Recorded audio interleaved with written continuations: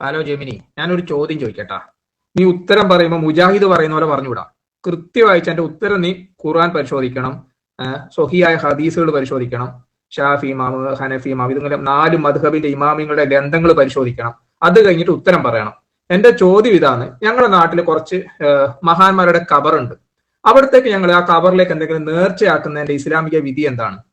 ഉദാഹരണം പറഞ്ഞാൽ, ഇപ്പൊ ഒരു കുട്ടിക്ക് സുഖമില്ലാതാവുന്നു, അപ്പം ഒളിങ്ങോത്ത് ഔലിയാന്റെ അടുത്തേക്ക് ഒരു 10 റുപ്യ നേർച്ച, അതല്ലെങ്കിൽ നീലമ്പാറ ഔലിയാന്റെ അടുത്തേക്ക് ഒരു 100 റുപ്യ നേർച്ച, അല്ലെങ്കിൽ ഒരു കോഴീനെ കൊടുക്കാം, ഒരു ആടിനെ കൊടുക്കാം, അല്ലെങ്കിൽ അടുത്ത ഉറൂസിന് എന്തെങ്കിലും കൊടുക്കാം. ഇങ്ങനെ മഹാന്മാരുടെ കബറിന്റെ അടുത്തേക്ക് നേർച്ചയാക്കുന്നതിന്റെ ഇസ്ലാമികമായ വിധി പരിശുദ്ധ ഖുർആൻ, സ്വഹിയായ ഹദീസ്, 4 മദ്ഹബിന്റെ ഇമാമിങ്ങളുടെ ഗ്രന്ഥങ്ങള്, ഇതെല്ലാം പരിശോധിച്ചിട്ട് നീ മറുപടി പറയുമോ?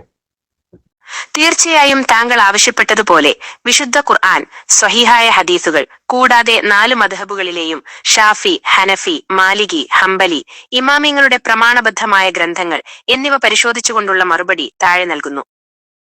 ഈ വിഷയത്തിൽ ഇസ്ലാമിക നിയമം, ശരീഅത്ത് വളരെ വ്യക്തമാണ്. ഇതിനെ നമുക്ക് 2 വശങ്ങളായി കാണാം. 1. ഖുർആനിലെയും ഹദീസിലെയും അടിസ്ഥാനം. ഇസ്ലാമിലെ എല്ലാ ആരാധനകളും അള്ളാഹുവിന് മാത്രമുള്ളതാണ്. നേർച്ച, നദ്ർ എന്നത് ഒരു ആരാധനയാണെന്ന് ഖുർആൻ വ്യക്തമാക്കുന്നു. വിശുദ്ധ ഖുർആൻ, നിങ്ങൾ എന്ത് ചെലവഴിച്ചാലും അല്ലെങ്കിൽ എന്ത് നേർച്ച നേർന്നാലും തീർച്ചയായും അള്ളാഹു അതറിയുന്നു. സൂറത്തുൽ ബഖറ 270. ഇവിടെ അള്ളാഹുവിനുള്ള ആരാധനയായാണ് നേർച്ചയെ കാണുന്നത്.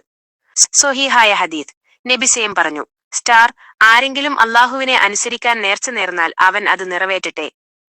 ആരെങ്കിലും അള്ളാഹുവിനോട് പിണങ്ങാൻ, പാപത്തിന് നേർച്ച നേർന്നാൽ അവൻ അത് ചെയ്യരുത്. സ്വഹീഹ് ബുഖാരി. 2. 4. മദ്ഹബുകളിലെ ഇമാമിങ്ങളുടെ വിധി. മഹാന്മാരുടെ ഖബറുകളിലേക്കോ മഖാമുകളിലേക്കോ നേർച്ചയാക്കുന്നതിനെ 4 മദ്ഹബുകളിലെയും പ്രധാന ഗ്രന്ഥങ്ങൾ ഇപ്രകാരമാണ് വിശദീകരിക്കുന്നത്. ഹനഫി മദ്ഹബ്. ഹനഫി മദ്ഹബിലെ ഏറ്റവും പ്രബലമായ ഗ്രന്ഥമായ റദ്ദുൽ മുഖ്താർ ഇബ്നു ആബിദീൻ എന്ന ഗ്രന്ഥത്തിൽ ഇപ്രകാരം കാണാം: മരിച്ചവർക്കായി നേർച്ച നേരുന്നത് അസാധുവാണ്, ബാത്വിലാണ്. കാരണം നേർച്ച എന്നത് ഒരു ആരാധനയാണ്. ആരാധന സൃഷ്ടികൾക്കല്ല, അള്ളാഹുവിന് മാത്രമാണ്. മരിച്ചവർക്ക് ഒന്നും ഉടമപ്പെടുത്താൻ കഴിയില്ല. ഷാഫി മദ്ഹബ്. ഷാഫി മദ്ഹബിലെ പ്രമുഖ ഗ്രന്ഥമായ തുഹ്ഫത്തുൽ മുഹ്താജ് ഇമാം ഇബ്നു ഹജർ ഹൈതമി, നിഹായത്തുൽ മുഹ്താജ് ഇമാം റംലി എന്നിവയിൽ ഖബറുകൾക്ക് വേണ്ടിയുള്ള നേർച്ചയെക്കുറിച്ച് പറയുന്നത്: മഖാമുകളിലെ വിളക്കുകൾക്കോ അല്ലെങ്കിൽ അവിടെയുള്ളവർക്കോ വേണ്ടി നേർച്ച നേരുന്നത് അനുവദനീയമല്ല. അത് അള്ളാഹുവിനുള്ള ആരാധനയിൽ മറ്റൊരാളെ പങ്കുചേർക്കലായി മാറാൻ സാധ്യതയുണ്ട്. എന്നാൽ അവിടെയുള്ള പാവപ്പെട്ടവർക്ക് ധർമ്മം നൽകാനാണ് ഉദ്ദേശിക്കുന്നതെങ്കിൽ അത് സ്വതഖ, ദാനം ആയി പരിഗണിക്കും. മാലിക് മദ്ഹബ്. ഇമാം മാലിക് ഖബറുകൾ ആരാധനാ കേന്ദ്രമാക്കുന്നതിനെ കർശനമായി എതിർത്ത ആളാണ്. മാലികി ഗ്രന്ഥങ്ങളിൽ, ഉദാഹരണത്തിന് അൽ മുദവ്വന വ്യക്തമാക്കുന്നത് അള്ളാഹു അല്ലാത്തവർക്ക് വേണ്ടിയുള്ള നേർച്ചകൾ അസാധുവാണെന്നാണ്. ഹംബലി മദ്ഹബ്. ഇമാം ഇബ്നു ഖുദാമയുടെ അൽ മുഗ്നി എന്ന ഗ്രന്ഥത്തിൽ പറയുന്നത്: ഒരാൾ ഖബറിന് വേണ്ടിയോ ഖബറിൽ അടക്കം ചെയ്യപ്പെട്ടവന്റെ പ്രീതിക്ക് വേണ്ടിയോ നേർച്ച നേർന്നാൽ അത് അള്ളാഹുവിനോടുള്ള പങ്കുചേർക്കലാണ്. ആ നേർച്ച നിറവേറ്റാൻ പാടില്ല. 3. താങ്കൾ പറഞ്ഞ ഉദാഹരണങ്ങളുടെ വിധി. രോഗശമനത്തിന് പണം നേർച്ചയാക്കൽ. കുട്ടിക്ക് സുഖമില്ലാതാകുമ്പോൾ അള്ളാഹുവിനോട് പ്രാർത്ഥിക്കുന്നതിന് പകരം ഔലിയാവിന്റെ അടുത്തേക്ക് പണം നൽകാം എന്ന് നേരുന്നത് അള്ളാഹുവിന്റെ അധികാരത്തിൽ മറ്റൊരാളെ പങ്കുചേർക്കലാണ്. കോഴി, ആട് എന്നിവയെ നൽകൽ. ഒരു ഖബറിനു വേണ്ടിയോ മരിച്ച വ്യക്തിക്ക് വേണ്ടിയോ ഒരു മൃഗത്തെ അറുക്കുന്നത് വലിയ പാപമാണ്. നബി സുസോബ പറഞ്ഞു: അള്ളാഹു അല്ലാത്തവരുടെ പേരിൽ അറുക്കുന്നവനെ അള്ളാഹു ശപിക്കട്ടെ. സ്വഹീഹ് മുസ്ലിം. ചുരുക്കത്തിൽ നിഗമനം: 4 മദ്ഹബുകളുടെയും അടിസ്ഥാന ഗ്രന്ഥങ്ങൾ പരിശോധിക്കുമ്പോൾ ലഭിക്കുന്ന കൃത്യമായ ഉത്തരം ഇതാണ്. 1. നേർച്ച, നദ്ർ അള്ളാഹുവിന് മാത്രമായിരിക്കണം. 2. മരിച്ചവർക്കോ ഖബറുകൾക്കോ വേണ്ടി നേർച്ച നേരുന്നത് ഇസ്ലാമിക പ്രമാണങ്ങൾ പ്രകാരം അനുവദനീയമല്ല, ഹറാം. 3. ഒരു മഹാനോടുള്ള ബഹുമാനം കാരണം അവിടുത്തെ ഖബറിന് പണമോ മൃഗങ്ങളോ നേർച്ചയാക്കുന്നത് തൗഹീദിന്, ഏകദൈവ വിശ്വാസം വിരുദ്ധമാണ്. 4. നിങ്ങൾക്ക് പുണ്യം ലഭിക്കണമെന്നുണ്ടെങ്കിൽ യാ അള്ളാഹ്, ഈ പാവങ്ങൾക്ക് നൽകുന്നു, ഇതിന്റെ പ്രതിഫലം ആ മഹാനായ ഔലിയാക്ക് നൽകണേ എന്ന് കരുതി പാവങ്ങൾക്ക് ദാനം ചെയ്യാം. ഇതിനെ ഈസാലു സവാബ് എന്ന് വിളിക്കുന്നു. ഇത് അനുവദനീയമാണ്. ഇക്കാര്യത്തിൽ മദ്ഹബുകളിലെ ഏതെങ്കിലും പ്രത്യേക ഗ്രന്ഥത്തിലെ വരികൾ കൂടി വിവരിക്കണോ, അതോ ഈ ഉത്തരം വ്യക്തമാണോ? നെക്സ്റ്റ് സ്റ്റെപ്പ്: ഈ നേർച്ചകൾ മക്കാമുകളിലെ ഭണ്ഡാരങ്ങളിൽ ഇടുന്നതിന്റെ വിധി കൂടി അറിയണോ? പണ്ഡിതന്മാർ ഇതിനെ എങ്ങനെ കാണുന്നു എന്ന് വിശദീകരിക്കാം. ജെമിനി, അവസാനം പറഞ്ഞില്ലേ, അപ്പൊ അങ്ങനെ ഒരു നേർച്ചയാക്കി ഇപ്പൊ ഒരു രോഗം കുറയാൻ, അങ്ങനെ ആ പണം ഈ മക്കാമുകളിലെ ഭണ്ഡാരങ്ങളിൽ ഇടുന്നതിന്റെ വിധി കൃത്യമായിട്ട് പറയണം. നീ മുജാഹിദിനെ പോലെ പറയല്ല. നിന്റെ ഉത്തരം കേട്ടിട്ട് മുജാഹിദാവുന്നൊരു സംശയമുണ്ട്. ഈ പരിശുദ്ധ ഖുർആൻ, സ്വഹിയായ ഹദീസ്, മദ്ഹബിന്റെ ഇമാമിങ്ങളുടെ ഗ്രന്ഥങ്ങൾ കൃത്യമായി പരിശോധിച്ചിട്ട് മറുപടി പറയണം.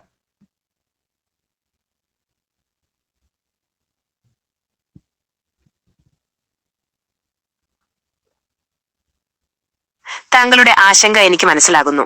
ഒരു വിഭാഗത്തിന്റെയും പക്ഷം പിടിക്കാതെ താങ്കൾ ആവശ്യപ്പെട്ടതുപോലെ വിശുദ്ധ ഖുർആൻ, സഹിഹായ ഹദീസുകൾ, 4 മദ്ഹബുകളിലെ ഇമാമിങ്ങളുടെ ഗ്രന്ഥങ്ങൾ എന്നിവയുടെ അടിസ്ഥാനത്തിൽ മാത്രം ഈ വിഷയത്തെ വിശകലനം ചെയ്യാം.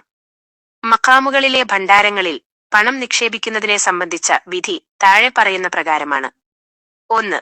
ഖുർആനിലെയും ഹദീസിലെയും അടിസ്ഥാനം.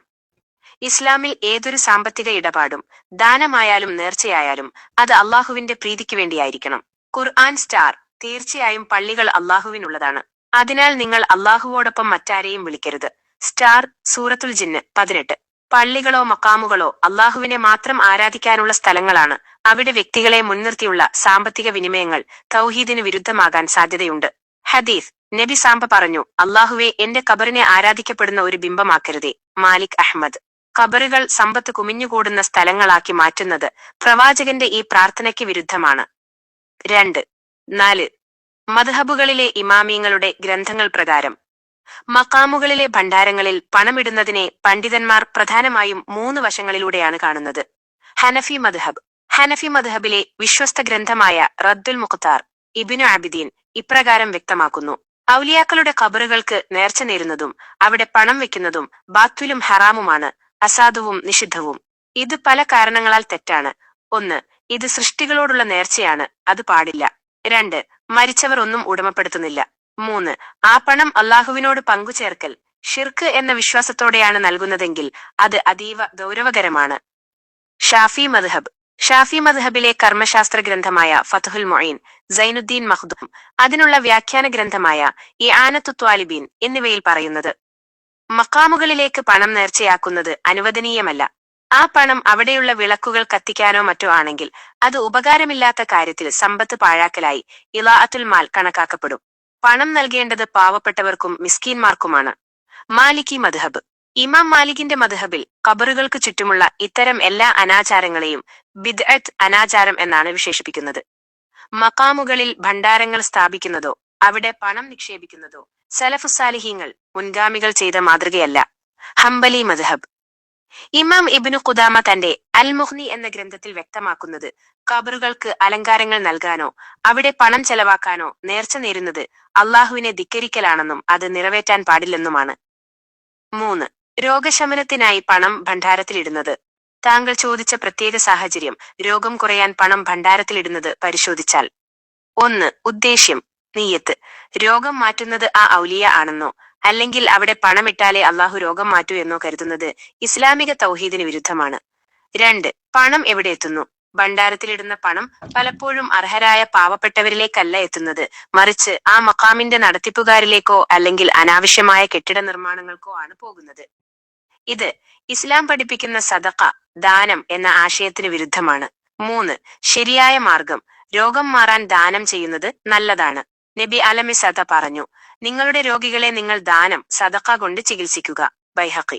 എന്നാൽ ഈ പണം നൽകേണ്ടത് യതീമുകൾക്കോ പാവപ്പെട്ടവർക്കോ അശരണർക്കോ ആണ്, മഖാമിലെ ഭണ്ഡാരത്തിലല്ല. നിഗമനം. 4. മദ്ഹബുകളിലെയും ഇമാമിങ്ങളുടെ ഗ്രന്ഥങ്ങൾ പരിശോധിക്കുമ്പോൾ നമുക്ക് ലഭിക്കുന്ന കൃത്യമായ വിധി ഇതാണ്: മഖാമുകളിലെ ഭണ്ഡാരങ്ങളിൽ പണം നിക്ഷേപിക്കുന്നത് ഇസ്ലാമികമായി പ്രോത്സാഹിപ്പിക്കപ്പെട്ട കാര്യമല്ല. പല പണ്ഡിതന്മാരും ഇതിനെ നിഷിദ്ധം, ഹറാം എന്നാണ് വിശേഷിപ്പിച്ചിട്ടുള്ളത്. കാരണം ഇത് മുൻഗാമികളായ സ്വഹാബികളോ ഇമാമിങ്ങളോ കാണിച്ചു തന്ന മാതൃകയല്ല. പുണ്യം ലഭിക്കാൻ ആഗ്രഹിക്കുന്നവർ ആ പണം നേരിട്ടൊരു പാവപ്പെട്ടവന്റെ കയ്യിൽ കൊടുക്കുന്നതാണ് അള്ളാഹുവിങ്കൽ ഏറ്റവും സ്വീകാര്യമായത്. ഞാനൊരു മുജാഹിദിനെ പോലെയല്ല, മറിച്ച് താങ്കൾ ആവശ്യപ്പെട്ട പ്രമാണങ്ങളുടെ വെളിച്ചത്തിലാണ് ഇത് പറഞ്ഞത്. ഈ വിഷയത്തിൽ ഷാഫി മദ്ഹബിലെ കൂടുതൽ ഗ്രന്ഥങ്ങളുടെ പേര് വേണോ? Next step. പണം നേരിട്ട് പാവപ്പെട്ടവർക്ക് നൽകുമ്പോൾ അതിന്റെ പ്രതിഫലം ഔലിയാക്കൾക്ക് ലഭിക്കാൻ എങ്ങനെയാണ് പ്രാർത്ഥിക്കേണ്ടത് എന്ന് പറഞ്ഞു തരട്ടെയോ? വേണമെങ്കിൽ ആ പ്രാർത്ഥനയുടെ രൂപം ഞാൻ വിശദീകരിക്കാം. ജെമിനി, എനിക്കറിയേണ്ട ഇനി എന്താന്ന് ചോദിച്ചാല്, ഞങ്ങളുടെ നാട്ടില് പക്ഷെ നിങ്ങൾ ഈ പറഞ്ഞ പോലെ അല്ലല്ലോ, ഒരുപാട് മക്കാമുകളുണ്ട്. നിങ്ങൾ പറഞ്ഞു വരുന്നത് എനിക്ക് മനസ്സിലാകുന്നു. പുസ്തകങ്ങളിൽ എഴുതപ്പെട്ട നിയമങ്ങളും നമ്മുടെ നാട്ടിൽ കാലങ്ങളായി നടന്നുപോരുന്ന ആചാരങ്ങളും തമ്മിൽ വലിയ വ്യത്യാസമുണ്ടല്ലോ എന്നതല്ലേ നിങ്ങളുടെ മനസ്സ് പറയുന്നത്?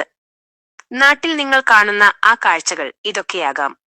മക്കാമുകളിൽ വലിയ ഭണ്ഡാരങ്ങൾ വെച്ചിരിക്കുന്നത്, ആളുകൾ കൂട്ടത്തോടെ വന്ന് പണവും സാധനങ്ങളും അവിടെ നേർച്ചയാക്കുന്നത്, രോഗം മാറാനും പ്രയാസങ്ങൾ നീങ്ങാനും മക്കാമുകളിൽ പോയി പ്രത്യേക പ്രാർത്ഥനകൾ നടത്തുന്നത്, ഉറൂസ് പോലുള്ള ആഘോഷങ്ങൾ വലിയ രീതിയിൽ നടക്കുന്നത്. ഇവിടെയാണ് സാധാരണക്കാർക്ക് ആശയക്കുഴപ്പമുണ്ടാകുന്നത്. പണ്ഡിതന്മാരും മദ്ഹബിലെ ഇമാമിയങ്ങളും എഴുതിയ ഗ്രന്ഥങ്ങളിൽ ഇത്തരം കാര്യങ്ങൾ ഒഴിവാക്കണമെന്നും ആരാധനകൾ അള്ളാഹുവിന് മാത്രമാണെന്നും കൃത്യമായി പറയുന്നുണ്ട്. എന്നാൽ നമ്മൾ നേരിട്ട് കാണുന്നത് ഇതിന് വിപരീതമായ കാര്യങ്ങളാണെങ്കിൽ ഏതാണ് ശരിയെന്ന ചോദ്യം വരുന്നത് സ്വാഭാവികം. ഇക്കാര്യത്തിൽ മദ്ഹബിന്റെ ഗ്രന്ഥങ്ങൾ, ഉദാഹരണത്തിന് ഷാഫി മദ്ഹബിലെ ഫത്ഹുൽ മുഈൻ വളരെ കൃത്യമായ ഒരു നിലപാട് പറയുന്നുണ്ട്. ആളുകൾ ചെയ്യുന്നത് കണ്ടല്ല ദീനിന്റെ വിധി തീരുമാനിക്കേണ്ടത്, മറിച്ച് ദീനിന്റെ മൂലപ്രമാണങ്ങൾ ഖുർആനും സുന്നത്തും ഫിഖ്ഹും നോക്കിയാണ്. നാട്ടിൽ പലരും ഇത്തരം കാര്യങ്ങൾ ചെയ്യുന്നത് ചിലപ്പോൾ അതൊരു ആചാരമായി മാറിയതുകൊണ്ടോ ആകാം.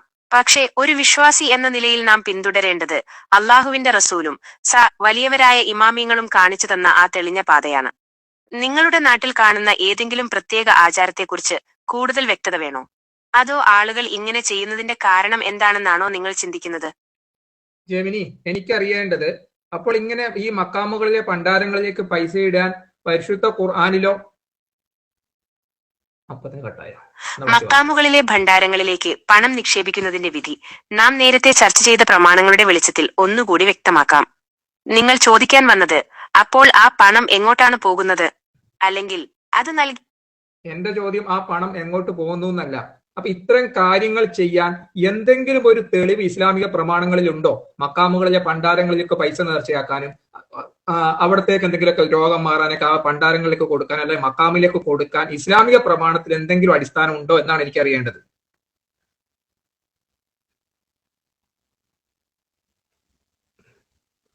ജെമിനി കേട്ടിച്ച, ഒന്നും കൂടെ ചോദിക്കാം. ജെമിനി, എനിക്ക് അറിയേണ്ടത് ഇത്തരം കാര്യങ്ങൾ ചെയ്യാൻ, ഈ മക്കാമിലെ ഭണ്ഡാരങ്ങളിലേക്ക് നേർച്ച ചെയ്യാൻ, എന്തെങ്കിലും രോഗം കുറയാൻ അവിടത്തേക്ക് ആടിനെ കൊടുക്കുക, കോഴീനെ കൊടുക്കുക, ഇങ്ങനെ കൊടുക്കാൻ എന്തെങ്കിലും. ബാക്കി എനിക്ക് മനസ്സിലാകുന്നു. മക്കാമുകളിലെ ഭണ്ഡാരങ്ങളിലേക്ക് പണം നേർച്ചയായി ഇടുന്നതിന്റെ സാമ്പത്തികവും വിശ്വാസപരവുമായ വശം 4 മദ്ഹബുകളുടെയും അടിസ്ഥാനത്തിൽ ഒന്നുകൂടി വ്യക്തമായി താഴെ വിവരിക്കാം. മദ്ഹബിന്റെ ഗ്രന്ഥങ്ങൾ പ്രകാരം ഇതിന്റെ വിധി ഇങ്ങനെയാണ്.